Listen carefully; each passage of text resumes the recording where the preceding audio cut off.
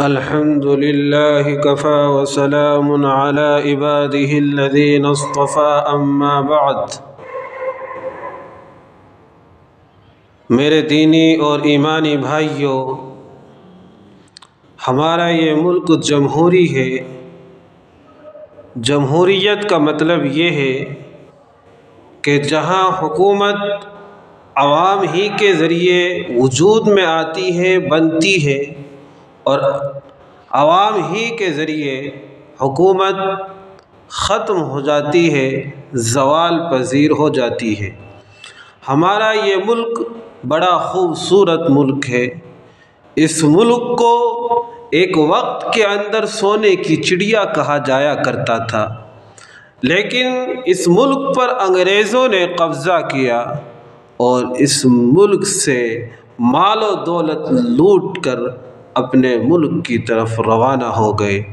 اس ملک کو آزاد کروانے کے لیے ہمارے اکابر نے، ہمارے اسلاف نے بے شمار قربانیاں دی ہیں، بے شمار اپنی جانوں کا نذرانہ پیش کیا ہے، اور اسی کی بدولت ہمارا ملک آزاد ہوا۔ آزاد ہونے کے بعد اس ملک کا ایک دستور بنا، ایک قانون بنا، ایک آئین بنا، جس دستور کے اندر یہ بتلایا گیا، یہ بتایا گیا اور یہ لکھا گیا کہ اس ملک کے اندر ہر مذہب کے ماننے والوں کو آزادی کے ساتھ اس کے مذہب کے اوپر عمل کرنے کی اجازت ہوگی۔ اس لیے یہ ووٹ جس کے ذریعے سے حکومت بنتی ہے، بگڑتی ہے، بڑی سوچ سمجھ کر ڈالنا ہے۔ شریعت کی نظر میں یہ ووٹ 3 حیثیت رکھتا ہے۔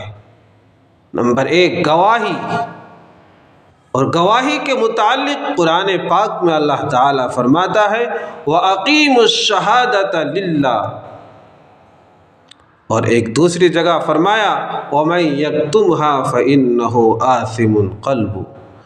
گواہی سچی دینی چاہیے۔ جھوٹی گواہی دینا یہ بڑا گناہ ہے۔ احادیث کے اندر آیا ہے کہ جو آدمی جھوٹی گواہی دیتا ہے وہ بڑے گناہ کا مرتکب ہے۔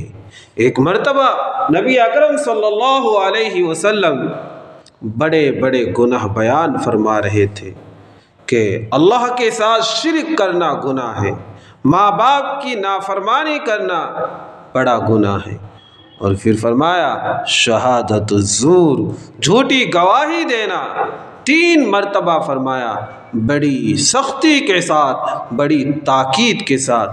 صحابہ کرام فرمانے لگے کہ کاش آپ چپ ہو جاتے۔ تو گواہی دینی چاہیے، سچی گواہی دینی چاہیے، اور گواہی دینے کا جب وقت آئے تو گواہی کو چھپانا نہیں چاہیے۔ قرآن کہتا ہے وَمَن يَكْتُمْهَا فَإِنَّهُ آثِمٌ قَلْبُهُ۔ اب جو آدمی ووٹ نہیں ڈالتا، اپنے ووٹ کی قدر نہیں کرتا، تو وہ گواہی کو چھپاتا ہے۔ آج کتنے مسلمان ایسے ہیں ووٹ ڈال سکتے ہیں، نہیں ڈالتے۔ بہت سارے مسلمان بھائی ایسے ہیں کہ انہوں نے اپنا ووٹر آئی ڈی بھی نہیں بنایا، جو ہندوستانی ہونے کا سب سے بڑا ثبوت ہے۔ اگر ووٹ نہ دینے کا معاملہ آئے، نہیں دے سکتے، تو آپ کے پاس ہندوستانی ہونے کا کیا ثبوت ہے؟ اس لیے اپنا ووٹ ڈالیں اور صحیح آدمی کو ڈالیں۔ اور دوسری حیثیت اس ووٹ کی سفارش کی ہے، اور سفارش اچھے آدمی کی جاتی ہے، اچھے لوگوں کی جاتی ہے۔ اللہ تعالیٰ قرآن پاک میں فرماتا ہے وَمَن يَشْفَعْ شَفَاعَةً حَسَنَةً يَكُن لَّهُ نَصِيبٌ مِّنْهَا وَمَن يَشْفَعْ شَفَاعَةً سَيِّئَةً يَكُن لَّهُ كِفْلٌ مِّنْهَا۔ اچھے لوگوں کی سفارش کریں، اور وہ اچھے لوگ جو کچھ کام کریں گے، اچھا کام کریں گے، تو ان میں آپ کا بھی حصہ ہوگا۔ جو لوگ برے کام کرتے ہیں آپ ان کی سفارش کرتے ہیں، تو وہ جو برے کام کرتے ہیں ان کا گناہ، ان کا وبال آپ کے اوپر بھی ہوگا۔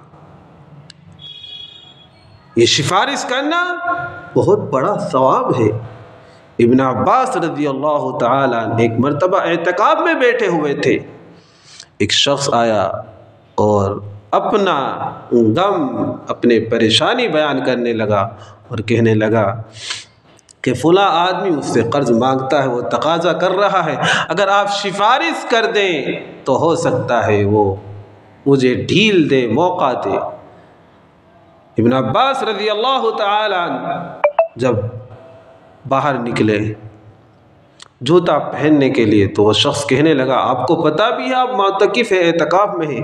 کہنے لگے ہاں مجھے پتہ ہے، لیکن لوگوں کی خدمت کے لیے پھرنا، سفارش کرنا 10 سال کے اعتکاف سے بہتر ہے۔ تو سفارش کرنا، اچھی سفارش کرنا، اس کا بڑا اجر ہے۔ جو لوگ لوگوں کی خدمت کرتے ہیں، من ينفع الناس، لوگوں میں جو لوگوں کو نفع پہنچائے،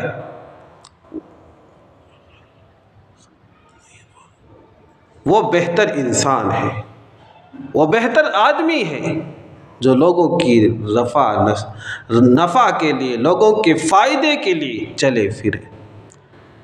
تو دوسری حیثیت سفارش کی ہوئی، اور تیسری حیثیت وکالت کی ہے کہ آپ نے اپنی ذمہ داری ایک آدمی کو سونپ دی ہے، وہ جا کر پارلیمنٹ میں، ایوان حکومت میں اپنے شہر کی، آپ کی باتوں کو رکھے گا، اور اگر وکیل صحیح ہوتا ہے تو مقدمہ جیت لیتا ہے، اور اگر وکیل برا ہوتا ہے تو وہ مقدمہ ہار جاتا ہے۔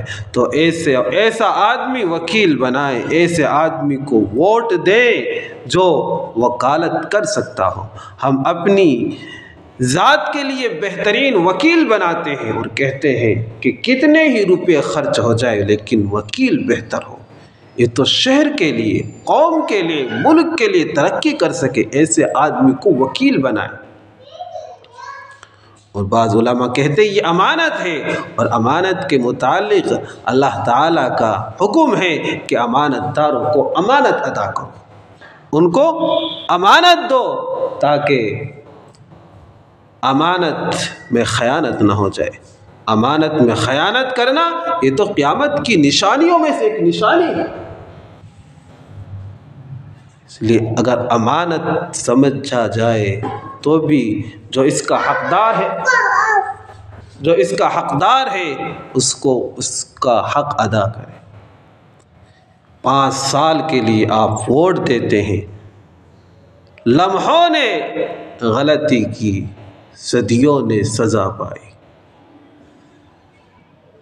تو ایسا آدمی جو صاف ذہن کا ہو، ایسی پارٹی کا ہو جو کسی کے متعلق غلط بیانی نہ کرے، کیونکہ ہمارا دستور، ہمارا آئین ہمیں یہ اجازت دیتا ہے کہ آپ پوری آزادی کے ساتھ اپنے ملک میں، اپنے ملک کے اندر اپنے مذہب پر عمل کر سکتے ہیں۔ اگر کوئی آدمی کہے آج تو ایسا آدمی مل ہی نہیں سکتا، ہر آدمی لالچی ہے، دیانتدار نہیں ہے، ہو سکتا ہے آپ کی بات کسی حد تک صحیح ہو، لیکن فقہ کا ایک قاعدہ ہے احون البلیتین، کہ 2 جہاں مصیبت جمع ہو جائے، جو چھوٹی مصیبت ہے اسے اختیار کر لیا جائے۔ مثلا ایک گھر ہے اور اس کے 2 دروازے ہیں، ایک دروازے پر بڑا سانپ بیٹھا ہے اور دوسرے دروازے پر چھوٹا سانپ بیٹھا ہے، تو آپ چاہیں گے کہ میں اس دروازے سے باہر نکلوں جس دروازے میں چھوٹا سانپ ہے اس کو مار کر؟ اس لیے آپ سوچ سمجھ کر اپنے ووٹ کا استعمال کریں، یہ امانت بھی سمجھے، اور یہ چاہے اپنا ذاتی فائدہ نہ سمجھے، اپنا مادی فائدہ، مالی فائدہ مجھے ہو جائے، پوری قوم، پورا ملک کا نقصان ہو، اس سے مجھے کیا لینا؟ شریعت اس کی اجازت نہیں دیتی۔ اور دعائیں مانگیں کہ اللہ تبارک و تعالی ہمارے اس ملک کے اندر ایسی حکومت لائے جو امن شانتی چاہتی ہو اور ہر ایک مذہب کے درمیان رواداری کا، محبت کا، ہمدردی کا سلوک کرتی ہے۔ وما توفیقی الا باللہ۔